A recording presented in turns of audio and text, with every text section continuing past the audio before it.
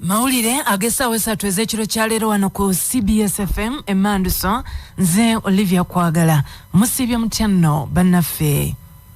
Gavumenti eyisiza ekiteeso ekisaba nti abalwadde ba sukaali ne pressure.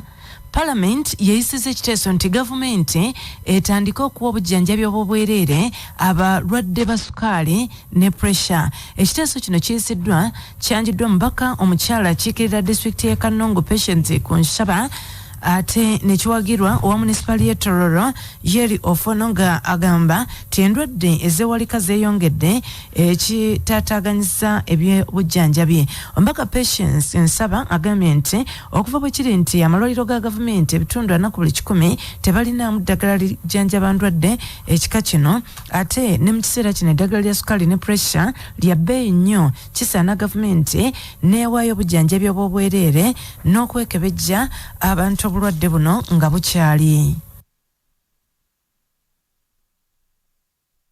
Medical services in this country are not sufficient enough, and especially in the hard-to-reach districts and rich areas. A number of people in this country are relinquishing in our villages suffering from diabetes. The rate of infection is even higher than HIV. Today, someone who's suffering from HIV or AIDS can live a better life than someone suffering from diabetes or high blood pressure. Last weekend I was in Kanungu.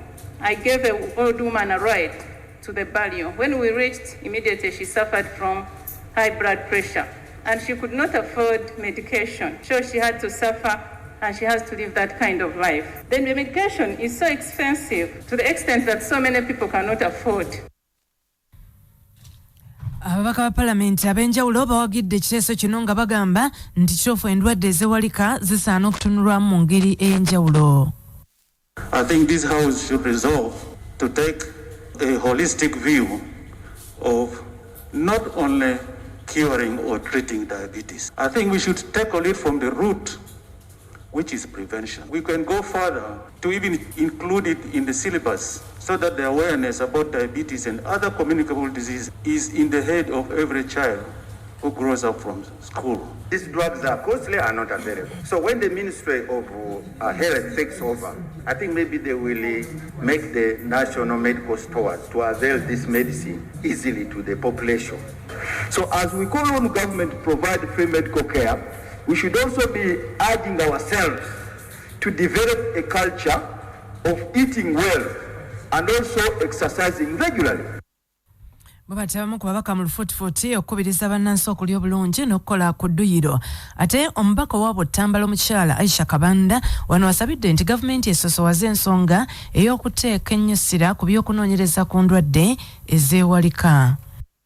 We urge government to prioritize investment in non-communicable diseases so as to provide free drugs to Ugandans suffering from them and do research in those areas in order to find local solutions to them. Right, Honourable Speaker, whereas we are patients, we are also customers and clients to some pharmaceuticals somewhere. It is important that we do research in these areas, and there are many Ugandans willing to do research in these areas and provide solutions.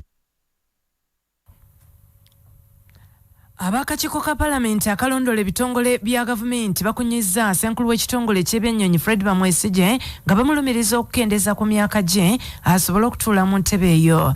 Akakiiko kakizudde nga Director General owa Uganda Civil Aviation Authority ayina passports 2 ng'emyaka si gye gimu. Ssentebe waako Joel Ssenyonyi aggyeyo obujulizi obukakasa nti ono ayina passport 2, emu ng'eraga nti wa myaka 58 ate endala wa myaka 54. He's saying both documents are his, but in the first one, he made a mistake.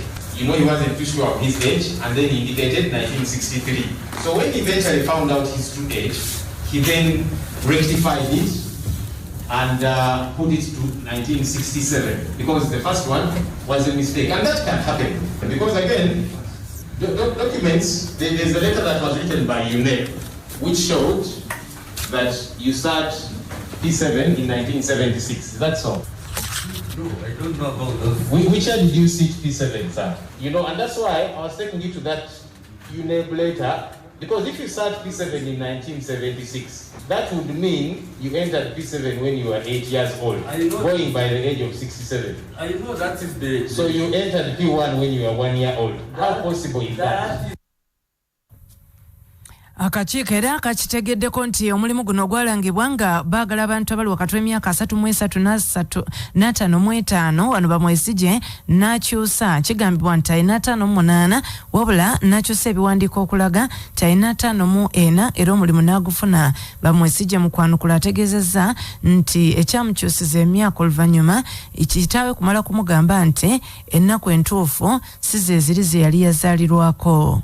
Is actually destabilizing. Right now, I don't know how I'm going to answer questions that are following. To destabilize you, make you lose your objective. And the parliament is almost like promoting that. No. Mr. General, once you have your facts, you don't have to worry. You state them. I wish you could give me time. Please, go ahead. It will give me time to explain. The purpose of these so-called whistleblowers, who never paid their name on their hands, is actually exactly what is happening here. Wabula abakakiiko tebamatidde na kwewozaako kwa mukulu ono olwo ssentebe waako Joel Ssenyonyi n'amulagira bamwesije atwaleyo ebbaluwa ez'obuzaale n'ebiwandiiko eby'obuyigirize nabyo ebigambibwa nti biriko akabuuza.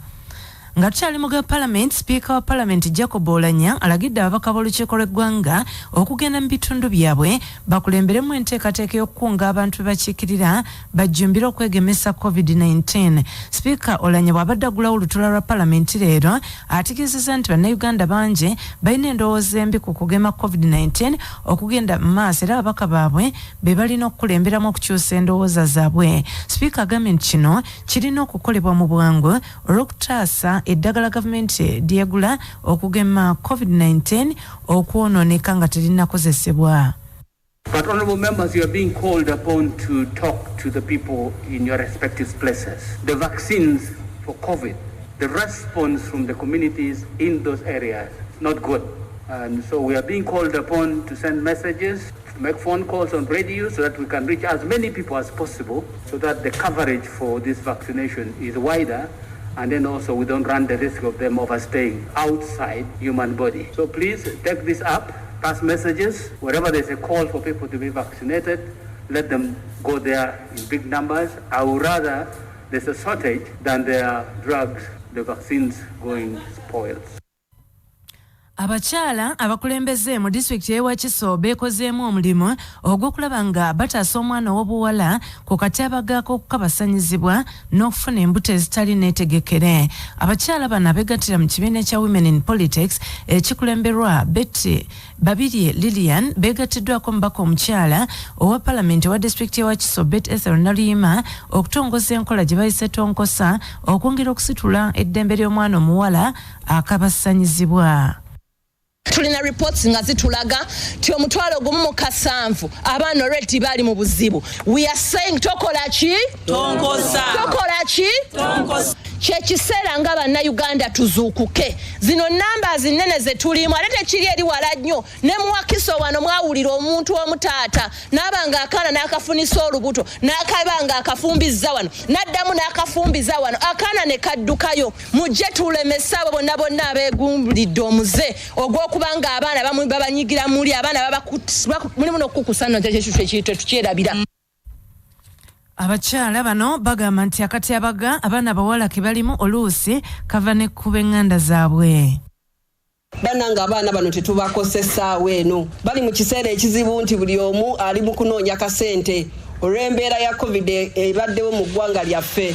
Abaana ne bakwata maama n'asirika lwakuba ayagala akasente. Mu Uganda tulina ekiragiro ekigamba nti omuntu okubeera omukyala oba okufumbigwa alina okuba alina emyaka 18 n'okudda waggulu. Naye tugenze tulaba abaana balina embuto balina emyaka 9 n'emyaka 15. Tugenze kwesanga nga abamu ba brother baffe abalala bataata baffe. Banaye tuweebuddwa tuweddemu akatiibwa. Nolaba omwana omuwala omutono osanga omusajja omukulu n'ayagala kugamba n'amugwira bane ekigenda kukoma ddi. Abamu ku basajja bagambye nti ennyambala y'abaana ab'obuwala esinza okusikiriza basseddovutto okubakabasanya.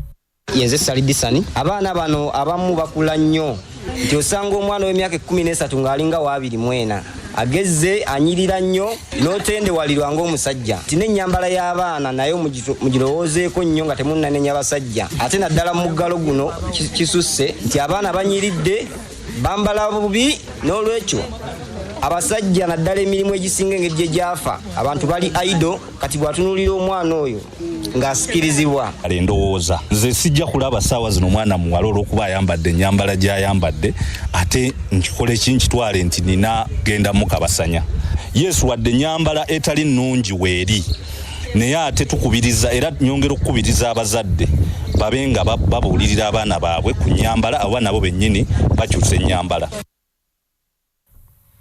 Ebitongole ebirwanirizi by'eddembe ly'omwana ow'obuwala birabudde nti okusomera ku ssimu mu nkola ey'okumutimbagano naddala mu biseera eby'omuggalo ereetedde abaana bangi ab'obuwala okugwa mu butego obw'abasajja bawabya ne batuuka okubakozesa bye batannatuuka kwetabamu. Salma Babu omukwanaganya wa Adolescent Girls Power Program Children Rights Violence and Prevention Fund ayogedde ku mbeera eno ti era wadde abazadde amagezi okufaayo ennyo okufuula abaana mikwano gyabwe kibayamba okuba abanjulukufu gye bali. Ebintu bingi nnyo abaana be bayinza okubeera exposed to. Omwana omuwala yenna kati kangesenga abaana abasomera online. Omwana omuwadde essimu, omuwadde laptop, omuwadde oba katabu kwasomera bw'amala okusoma olowooza biki ebirala by'abaakolerako. So abaana abamu bakozesa that chance okubeera nga balaba videos embi, okubeera nga bakommunikatinga n'abantu bateetaaga kukommunikatinga nabo. Atwala ensonga ez'amaka n'abaana ku office mu district y'e Luweero Joyce Namigadde annyonnyodde nti embeera y'omuggalo kyebakoze Luweero tekikola mutiitiizi. Ekiriwo leero nti abaana abawala bakabasamanyiziddwa bafunye embuto bafunye ebirwadde bafunye okukosebwa okw'enjawulo mu bitundu byabwe eby'obukyala. Kati ate omwana omulenzi ono abamutuusaako ekikolwa ekyo ye talina jjo kyakosebwa physically naye omuwala akosebwa physically ne emotionally. Era omwana omuwala ye bw'afuna olubuto ebiseera ebisinga chances ez'okweyongerayo okusoma zitandika okuba nga zikola ki zikendeera. Mu kaweefube okulaba nga omwana ow'obuwala akwatibwako ebitongole bina okuli Team Uganda, Concern for the Girl Child, Nakaseke Community Child Care ne Just Like My Child Foundation byegasse okuyambako ku baana mu kubatendeka ebintu eby'enjawulo mu bifo 20 e Luweero era abamu ku baana bano boogedde bye bayitamu. Ebizibu byetusanga eri bwe tuba nga tetulina byakukola tufuna nnyo obudde obusinga nga tuteeka amasimu naddala kati namba esinga tulina amasimu ne tudda ku masimu okuwa nga tuwuliriza ba boyfriends baffe bye babeera batulimbye n'ebitali mu mulamwa byonna kubanga tuba tetulina byakukola. Ennaku ezisinga tubeera wano nga tukola liquid shop n'emisomo egy'enjawulo nga twesomesaamu n'okutunga pads tusobole okufuna ebinaatuggisaamu ssente. Amazzi amayonjo ganokoddwayo ng'ebimu ku bizibu ebikyasoomoza eggwanga Uganda naddala mu bitundu eby'omu byalo n'ebyenzigota era abantu bangi ababeera mu bitundu bino tibeeyambisa amazzi agatatuukana na mutindo ekibaleetedde okutawaanyizibwa endwadde eziva ku buligo. Mu bitundu eby'omu byalo kitegerekese nti abantu abalina obusobozi bw'okufuna amazzi amayonjo nti tebaweza wadde bitundu 4 ku buli 100 era abamu okugafuna batendiga engendo empanvu naddala bakyala nga n'abakozi b'ebikolobero gwe mukisa gwe beeyambisa okutuukiriza ebigendererwa byabwe. Alipoota efulumiziddwa ekitongole eky'abannakyewa abakyala ekya Uganda Women's Network UNET eraze nti abakyala be basinga okweyambisa amazzi okukira ku baami era obwetaavu bw'amazzi kati bweyongedde mu kaseera kano ak'ekirwadde kya COVID. Akulira ekitongole kino Rita Kiro agambye nti kati essira balitadde mu kusomesa abakyala okulaba nga bafuuka omuli mu kulwana okufuna amazzi amayonjo mu bitundu gye babeera.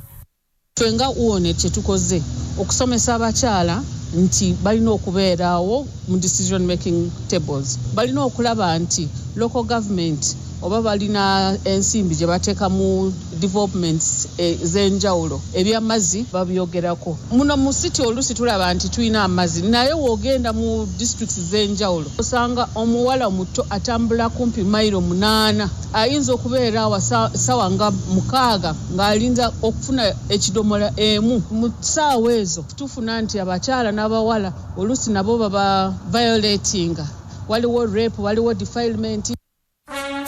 Nga tugenda mu geebweru bingi byogeddwa naye bino binajjukirwanga.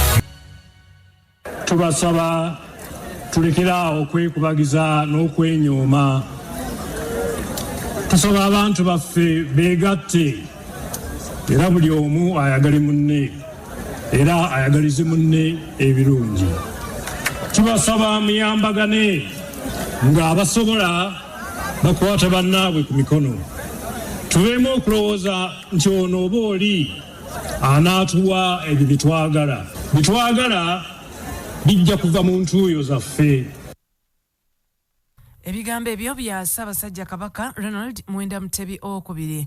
Mu mawulire ebweru w'eggwanga abantu abasukka mu 18 bafiiridde mu mataba mu Buyende. Enju ezimu zonna zibulidde mu mazzi ate endala zikubiddwa enjazi ezivudde ku kusiguukulukuka kw'ettaka. E Nepal nayo kye kimu, waliyo n'amaka agafiiriddwa abantu 6 nga maka gamu. Mu Australia nayo abaayo ge bakaaba ge bakomba omuziro ogw'amaanyi gwonoonye ebintu byabwe omubadde n'ogwo tataganyiza ebidduka ne bigongobala. Omuzira guno ogubadde gwenkana ekikonde eky'omuntu ate nga gutonyera ku misinde nga bwe gukuba libanga jjinja. Ab'ekitongole kyayo ky'ebyentebereza y'obudde bagoogeddeko ng'ogukyasinze obunene mu byafaayo byayo. Amawulire ag'obudde buno geego, nze Olivia Kwagala, sigala ku Emmanduso.